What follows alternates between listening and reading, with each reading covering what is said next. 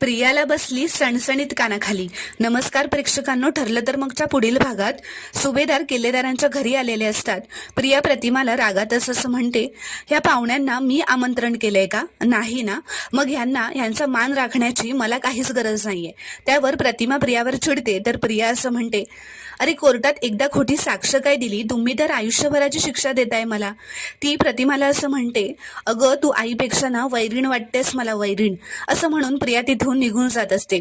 त्या सायलीला तर राग येतो. सायली तिचा हात धरते व फरफटत प्रतिमा समोर आणते व म्हणते, माफी माग त्यांची. आईचा अपमान करण्याचा गुन्हा केलायस तू प्रिया. तर प्रिया म्हणते, ए तू कोण आहेस ग मला सांगणारी माझ्या आईशी कसं वागायचं ते? तुझ्या आईबापाचा पत्ता नाही आणि तू माझ्या आईवरून शहाणपणा शिकवतेस. हे ऐकून आता प्रतिमाला राग येतो. प्रतिमा आता प्रियाच्या जोरातच सणसणीत कानाखाली वाजवते व म्हणते, तुझी हिंमत कशी झाली सायलीच्या आईबाबांबद्दल बोलण्याची? तर प्रेक्षकांनो, तुम्हाला जर का शॉर्ट रिव्ह्यू आवडला असेल तर व्हिडिओ लाईक करा व चॅनलला प्लीज सबस्क्राईब करा.